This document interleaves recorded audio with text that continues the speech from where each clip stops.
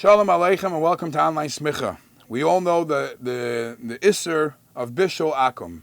Bishul akum is when a guy cooks certain types of food, and the classical qualifications for this Isser is a food which is oila al shulchan malachim, food that's honorable, and it's a food that's einei nechal k'moshu chai, that it cannot be eaten raw. So if a guy takes that type of food and changes it, prepares it from unedible to edible, those are the basic halachas that, because of we want to stay away, we want to make sure that the mingling doesn't happen between a yid and a guy. We don't allow bishul akum. The Chachamim made a gzeira on bishul akum, and if you learn the Shulchan Aruch, you know that bishul akum is much stricter than pas akum. Pas akum, because of different reasons, perhaps wasn't even accepted as a takana when it originated, because it was not niskabel, or it wasn't niskabel, and then they saw that this is a chaye nefesh. People need bread to survive, so they were much easier in that halacha. When it comes to bishul akum, we're still very strict that if it's a type of food which is oilal shulchan malachim, and it's a type of food which is einei nechal k'moshe chai, unedible without cooking it, if a guy cooks it, we don't accept it. Now, how do you get that type of food not to be considered bishul akum? So this alone is a big machlokes between the Mechaber, the Beis Yosef, and the Ramah. The Mechaber insists that a yid has to put the food on the fire, and the Ramah says even if the yid doesn't put the food on the fire, as long as the yid has some participation, it could even be as little as just putting in a splinter into the fire, pilot light, and all these things that you know about. As long as the yid has any participation in the cooking, in the fire making of the helps to cooking.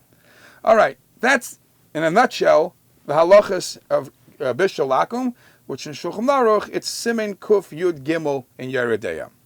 So an interesting shaila comes out in today's days. Many places you go, there's a shwarma shop. What's a shwarma house? Where there's a spit, and on that spit there's layers of meat, and the layers of meat are being grilled or prepared by fire from around, from the bottom, however it works, with spices. And when somebody makes an order of shwarma, the person working behind the counter in the store shaves off a layer, and then the next person's order shaves off the next layer. So if you realize how does this work, there's layers of meat or turkey or chicken, whatever it is, on the spit. The outer layers are being cooked. The outer layers are being cooked from the fire coming from the side or from the bottom, however it works. And when somebody makes his order, they shave off the outer layer. Now the inner ones are still raw. Now when the person shaves off the outer layer, now the next layer gets cooked. So the question becomes, if a guy is working behind the counter, and a guy is doing the trimming, the shaving of the shwarma, now the inner the first outside layer, if a yid put on the fire, you could say, okay, the yid was part of it, and at that time, the fire that the yid was part of it caused the bishul. So even if the guy trimmed it off, it should be fine. But the inner layer wasn't affected. It was the guy that trims the outer layer, makes the inside available to now get cooked. Would there be a shaila of bishul akum, especially according to the Mechaber, where the Mechaber insists that the yid has to put the food on the fire. So it seems to be that the inner layer wasn't available until he trimmed it. Would there be a shaila of bishul akum? This is a shaila that's discussed, obviously, in today's shailos Shuvas Farim, because I don't think they had shawarma in this way many, many years ago. And let me tell you the debate. What's the discussion? The discussion is the fact that you put the meat with the spit on the fire, but it wasn't affecting the inner layers, and the guy trims it off. And the guy makes the inner layers available to be cooked. Is that considered that he put it on the fire? or as long as the Yid put it on, even if it didn't have a chance to cook the inner part, it's already fine.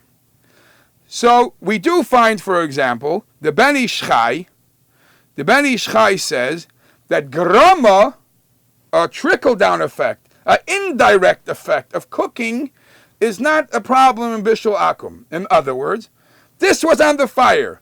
As long, the Ben Ish Chai, who obviously will agree with the stricter opinion of the Mechaber, as a Sfardi, that you have to put it on the fire. So he holds that if it's on the fire, there was something blocking or something like that, and the guy just was maineya, removed what was blocking the fire, which we would call a gram, the Ben Ish Chai says gram in bishul akum is not a problem. However, we find that, for example, in Hilchos Shabbos, in Oire Chaim Simen Kufnan Vav, in different Shayos Teshuvas Svarim, we find that in Hilchos Shabbos, some paskin that if there was a fire burning, and yet the fire wasn't able to cook a food because there was something blocking, and somebody went on Shabbos and took out that thing that was blocking, on Shabbos, would it be considered being over on bishul?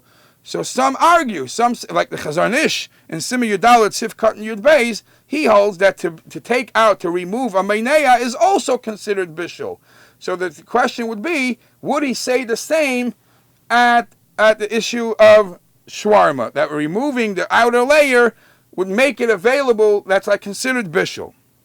However, the flip side to this is, it's not true, not necessarily true, that by trimming it, only then the inside becomes affected. If you leave that spit burning, what's going to happen? The outer layer is going to become burnt, and slowly it's going to fight its way into the inside part too. It's not like a metal or something blocking the fire. The outer layer is just the first to get cooked. And if he removes it, it becomes easier for the inner layer to get it. So it's not necessarily true that you can compare issues.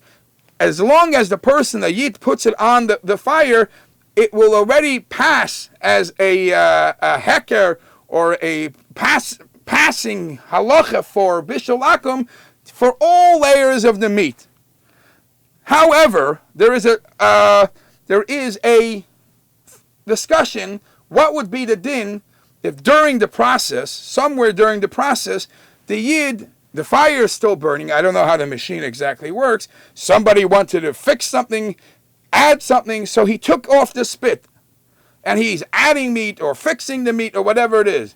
If the Yid took off the spit and the guy put it back on, now some say, oh, that would be a problem. That would be a problem. Where really, if you think about it, even then it's not a problem. Because as long as the Yid made a fire, as long as the Yid was involved in the fire, even if the cooking is not ready now, if a Yid opens a fire, ignites a fire, and 20 minutes later the guy puts a pot on the fire, according to the Ramah, as long as the Yid had some kind of involvement in the fire, it would be good enough for bishul akum. It wouldn't be considered bishul akum. So if the Yid was involved in the original case of the fire making, in this shwarma, even if he took it off and the guy put it back on, it seems to be it shouldn't be a problem.